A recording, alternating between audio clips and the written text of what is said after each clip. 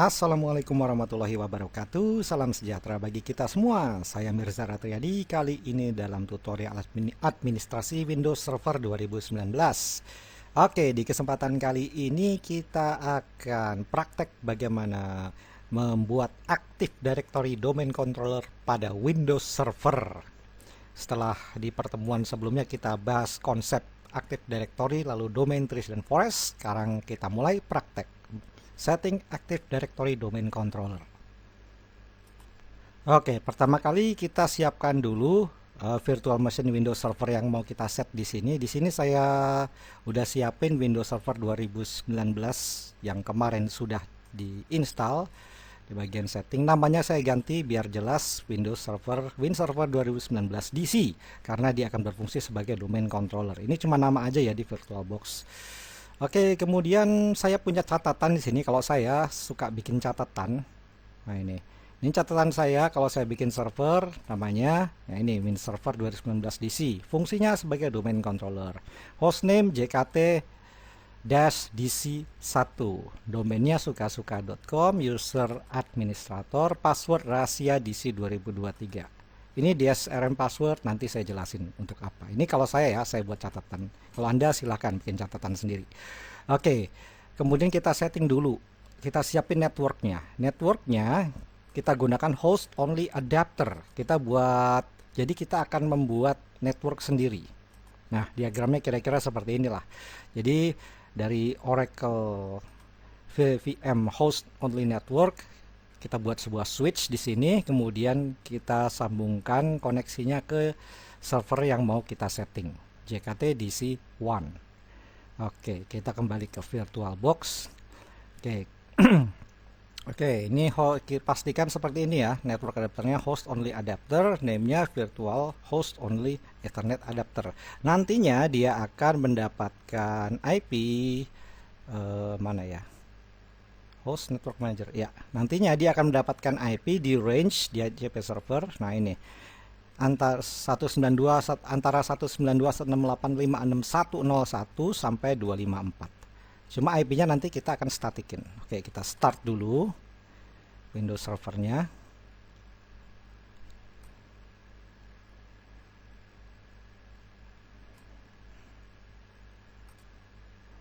Oke, sudah start. Oke, ini kita login dulu.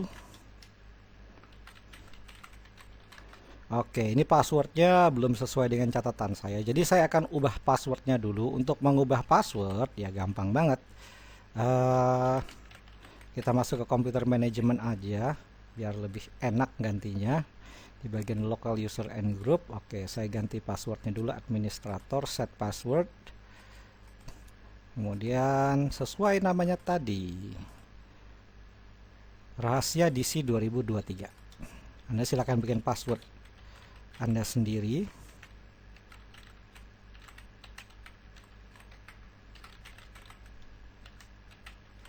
Ini password loginnya ya, login administrator. Oke, sudah sip. Sudah di set. Oke, sekarang gimana cara membuat domain controller utama? Caranya begini. Pertama kita tentukan dulu IP address-nya, karena yang namanya server itu di mana-mana itu menggunakan static IP address untuk mudah di manage. Kita cek dulu IP-nya sekarang berapa. 192.168.56.11. Ini udah saya statikin. Kalau Anda belum tahu cara membuat statiknya gampang. Kita masuk ke control panel, terus masuk ke network and sharing center. Network, mana networknya? Kok hilang? Ah, ini ya. Nah, ini ya, network and sharing center. Oke, kita lihat di sini. Nah, adapter yang ada di sini. Kita masuk ke properties. Oke, ubah IP-nya menjadi static. Di sini saya pakai range yang sesuai disediakan oleh VirtualBox, yakni 192.168.56 sekian-sekian. Di sini saya taruh 11. Default gateway kosongin aja. DNS-nya saya masukin DNS lokal. Tujuannya ya ini supaya nggak Karena kita belum punya DNS server. Jadi DNS-nya dia menunjuk ke diri dia sendiri aja dulu. Kalau Anda pernah tahu yang namanya network, ya sudah tahulah alamat 127.0.0.1 itu apa. Oke. Kemudian close. Oke. Selanjutnya kita harus mengganti hostname. Kita klik di local server, kita lihat di sini computer name atau hostname-nya ini win-85 bla bla bla bla bla bla. Ya oke. Ini kita harus sesuaikan dengan kebutuhan. Kita klik aja ini di sini, klik aja computer name-nya, kemudian klik change. Nah, ini computer name atau hostname-nya kita ganti sesuai catatan kita. JKT-DC1. JKT-DC1. JKT ini lokasinya misalnya di Jakarta, DC1 dia sebagai domain controller yang pertama, yang ke-1. Klik OK. Klik OK lagi, klik close. Nah, dia minta restart. Oke, kita restart aja. Oke, kita tunggu dia restart sampai login lagi. Oke, sekarang kita login lagi dengan password yang tadi kita buat.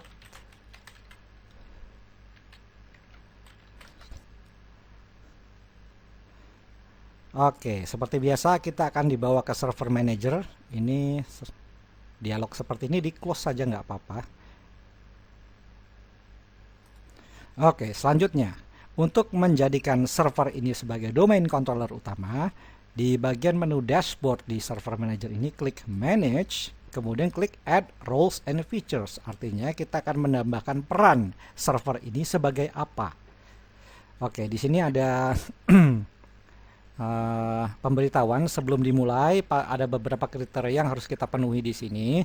Administrator harus punya password yang kuat, yang nggak gampang ditebak. Kemudian network setting seperti IP address sudah dikonfigur.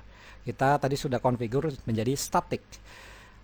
Lalu pastikan update Windows yang versi terakhir sudah terinstall ya. Ini cuman ketentuan aja ya. Kemudian kita klik next. Nah, kita mau install server ini sebagai apa? Role based atau remote desktop service. Karena kita ini lokal, kita pilih aja role based or feature based installation. Klik next. Oke. Nah, ini informasi. Jadi servernya ini cuma satu kelihatan di sini, JKT-DC1. Artinya kita belum punya server yang lain. Kita belum bikin grup apapun, kita belum bikin domain apapun. Jadi server yang muncul di sini hanyalah server yang sedang kita jalankan di sini. Oke, klik aja next. Oke, di sini kita bisa pilih server role. Peran dari server ini sebagai apa? Kita lihat di sini ada Active Directory Certificate Service, Domain Service, Active Directory Federation Service, dan sebagainya. Bahkan bisa sebagai DHCP server, DNS server, fax server, Hyper-V, berbagai macam tipe-tipe server yang bisa kita gunakan. Jadi Windows Server ini mau perannya sebagai apa, role-nya sebagai apa. Karena kita membuat Active Directory Daemon Service, kita pilih saja yang ini. Nah, oke, setelah diklik, nah ini kita ditanya fitur apa saja yang mau digunakan di Active Directory Domain Service ini. Nah, di sini kita nggak bisa nginstal Active Directory Domain Service kecuali service-service yang di bawah sini sudah terinstall. Ini cuman informasi-informasi aja. Jadi sebaiknya ditambahkan katanya sih. Ya oke, it's okay. Add features. Kemudian klik next. Nah, ini fitur tambahan lagi yang mau kita install sebagai apa? Defaultnya adalah Group Policy Management, ya ini wajib ya harus diinstal. Tapi kita bisa tambahkan lagi apakah dia sebagai IS Hostable Web Core, contohnya sebagai web server, mau sebagai BitLocker Drive Encryption, Background Intelligent Transfer Service. Ya ini cuma fitur-fitur tambahan aja. Anda silakan lihat-lihat ke bawah kalau ada mau. Ini kalau mau tahu ini fitur apa saja di server ini yang bisa kita install. Tapi defaultnya kita pakai yang ini saja, nggak masalah. Oke, kemudian kita klik next. Nah, ini keterangan ADDS, Active Directory Domain Service, store information about user, computer, and other device on the network. Ini udah pernah kita bahas sebelumnya. Ya, ini cuma tambahan aja. Azure Active Directory. Ini fitur tambahan lagi, nggak wajib Azure Active Directory, ini bawaan dari Microsoft, fitur dari Microsoft. Oke, kita klik next aja. Oke, kemudian kita klik install saja karena kita akan mulai menginstal. Oke, ini butuh waktu beberapa saat, beberapa menit, jadi kita tunggu aja nggak apa-apa. Oke, sudah selesai diinstal, kita klik close. Nah, oke, kita perhatikan di kanan atas ini ada notification di sini. Nah, di sini ada pilihan promote this server to a domain controller. Kalau ada notifikasi berarti biasanya ada sesuatu yang harus kita kerjakan. Ada yang harus kita lakukan karena ada sesuatu yang telah terinstall atau telah terkonfigurasi. Nah, di dalam kasus ini ada informasi di bawah sini, fitur installation sudah selesai yang sudah kita kerjakan. Nah, selanjutnya kita diminta untuk mengaktifkan domain controller di server ini. Promote the server to a domain controller. Oke, selanjutnya kita klik saja di sini, promote the server to a domain controller. Oke, di sini kita masuk ke deployment configuration. Kita ada pilihan deployment operation ini sebagai apa? Bukan sebagai apa, mau dijadiin apa? Add a domain controller to an existing domain. Nah, ini maksudnya kita bisa menambahkan domain controller ini, si server ini, ke domain yang sudah ada. Tapi kita nggak akan pilih yang ini karena kita belum bikin domain sama sekali. Yang di bawah ada add new domain to an existing forest. Kita belum punya forest. Ini baru pertama kali kita setting server. Jadi kita nggak akan pilih yang ini. Kita harus pilih yang add new forest. Root domain name. Nah, root domain name-nya ini, nama domainnya apa? Kita ketik aja yang tadi suka.com. Misalnya ini nama perusahaan yang kita gunakan, sukasuka.com. Nah, ini domainnya yang saya catat di sini. Oke, kemudian klik next.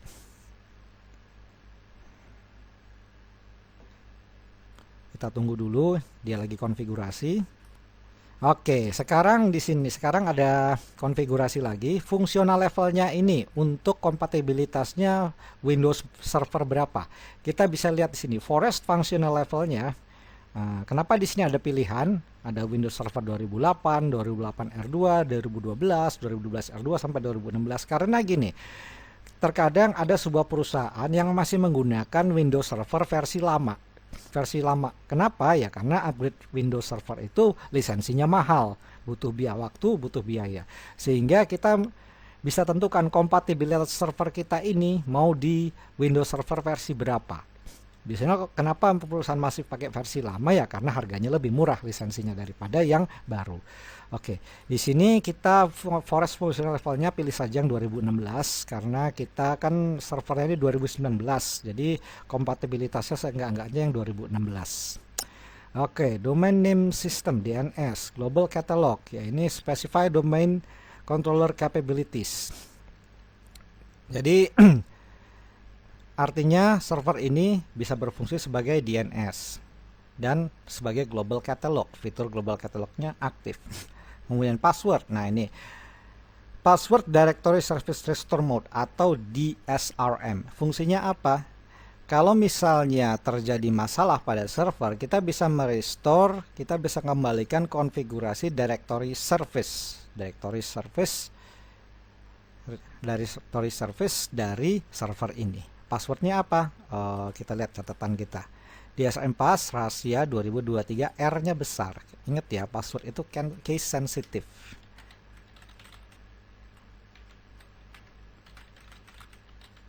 Oke. Kurang. Oke.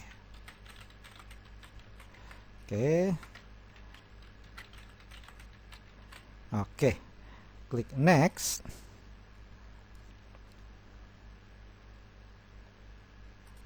Oke, di sini ada peringatan, a delegation for this DNS server cannot be created because the authorized parent zone cannot be found. Ya, karena kita belum punya DNS server. Jadi kita abaikan saja dulu. Nanti kita DNS option ini bisa kita buat nanti. DNS servernya kita bisa buat nanti. Klik next aja nggak masalah. Oke, sekarang kita akan disuruh membuat NetBIOS. NetBIOS itu adalah computer name atau host name perangkat yang tipe zaman dulu banget, tahun 90-an bahkan sebelum tahun 2000-an. Waktu zaman Windows Server di bawah tahun 2000-an, yang namanya computer name itu tidak boleh lebih dari 12 karakter. Zaman dulu ya. Kalau setelah 2000 ke atas, nah itu udah boleh. Nah, ya ini buat kompatibilitas saja. Kalau seandainya di perusahaan atau tempat kita menginstal Windows Server ini masih ada perangkat zaman dulu banget, masih ada OS zaman dulu banget kayak OS tahun Windows 95, Windows 98 atau pokoknya OS-OS lain yang masih belum mengenal karakter hostname di atas 12 karakter. Oke, di sini NetBIOS name suka-suka. Oh, ya nggak masalah deh, suka-suka aja. NetBIOS domain name.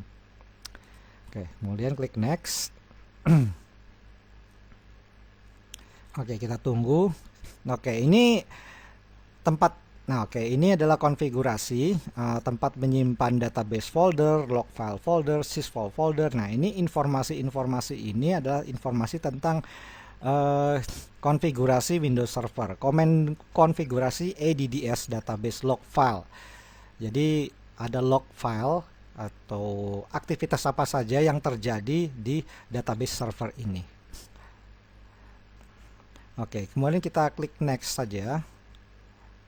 Oke, dan ini review, kita bisa lihat kita sudah ngapain aja barusan, konfigurasi yang sudah kita buat. NetBIOS name-nya suka-suka, forest functional level Windows Server 2016, additional optionnya apa aja, global catalog, ada global catalog, DNS server, DNS delegation. Oke, di sini database foldernya apa, kita bisa lihat scriptnya, view script. Nah, ini script instalasi PowerShell-nya yang sudah kita bikin, yang sudah dibuatkan oleh Windows servernya. Oke. Kalau sekarang kita klik next. Nah, dia lagi ngecek kebutuhan apa saja yang sudah terpenuhi untuk instalasi ADDS ini. Kita tunggu. Oke, di sini ada yang tanda seru, artinya peringatan. Windows Server Domain Controller has default folder security name allow. Nah, ya, ini cuma peringatan aja, warning aja yang sebenarnya kita bisa abaikan. Contohnya kayak delegation untuk DNS server ini tidak bisa dibuat ya karena kita belum punya DNS server. Jadi abaikan saja dulu. Oke, di sini all prerequisite checks passed successfully. Klik install to begin installation. Oke, kita install, kemudian klik next. Oke, kita tunggu instalasinya. Dia server ini kita naikkan ke sebagai domain controller utama.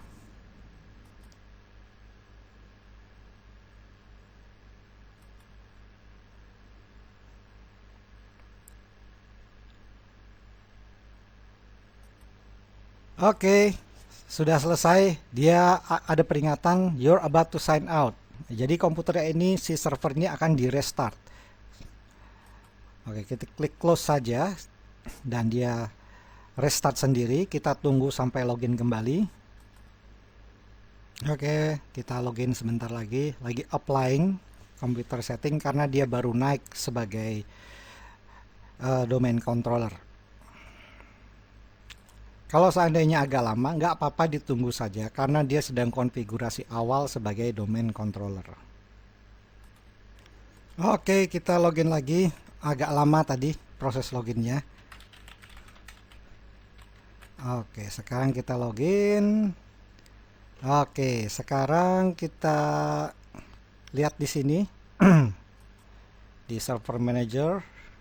Oke, klik local server. Lagi loading. Oke, ini lagi, kalau ada biru ini lagi loading di atas berarti dia lagi loading ya, prosesnya ada biru-biru jalan di sini indikatornya. Oke, kita lihat di sini. Computer name JKT DC1, domain sukasuka.com, Windows Defender firewallnya public on, remote management enabled, artinya bisa di remote.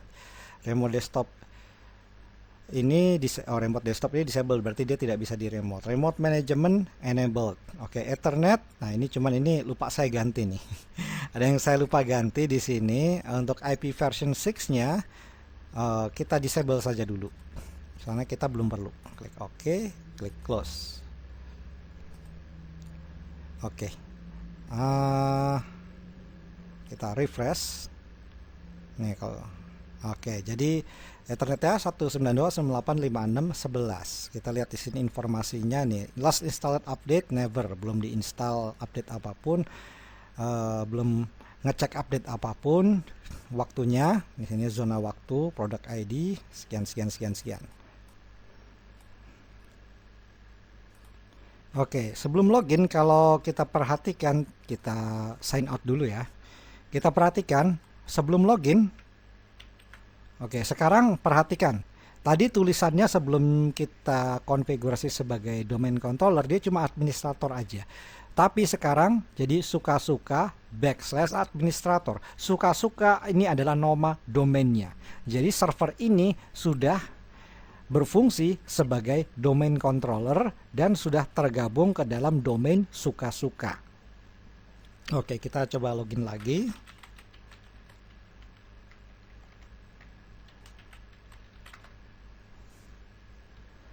Oke, sekarang kita masuk ke server manager. Nah, sekarang kita klik tools di sini. Tools, terus klik DNS, kita lihat konfigurasi DNS-nya. Nah, di sini pada DNS ada JKT DC1.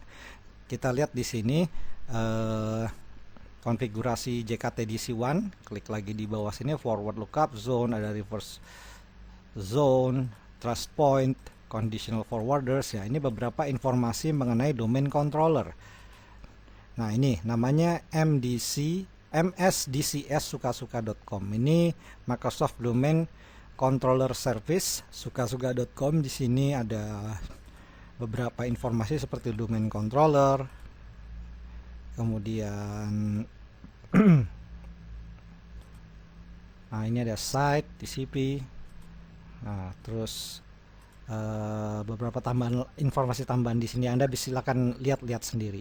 Lalu di sini ada informasi tambahan lagi, sukasuka.com-nya, ini domainnya. Nah, ini hostnya, terus domain DNS zone dan sebagainya. Nggak akan saya bahas lebih mendalam di sini, kita belum masuk materi tentang DNS. Jadi silakan Anda lihat-lihat dulu konfigurasinya supaya bisa Anda lebih tahu. Oh, Windows Server itu seperti ini, konfigurasinya begini, gitu. Fitur-fiturnya seperti ini.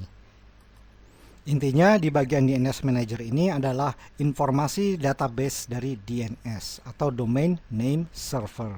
Jadi server ini tidak hanya berfungsi sebagai domain controller, Active Directory domain controller saja, tapi juga sebagai DNS Manager. Oke. Sekarang kita sudah berhasil membuat server ini sebagai domain controller. Silakan Anda coba praktek sendiri cara-caranya, ikuti langkah-langkah yang sudah saya contohkan tadi. Oke, berarti di kesempatan kali ini kita sudah bahas bagaimana melakukan setting Active Directory Domain Controller di Windows Server 2019. Oke, kalau begitu dari saya kali ini cukup sekian. Mohon maaf apabila ada kekurangan. Semoga penjelasan saya dapat berguna. Oh ya, jangan lupa subscribe kalau berkenan. Sampai jumpa di lain kesempatan dan wassalamualaikum.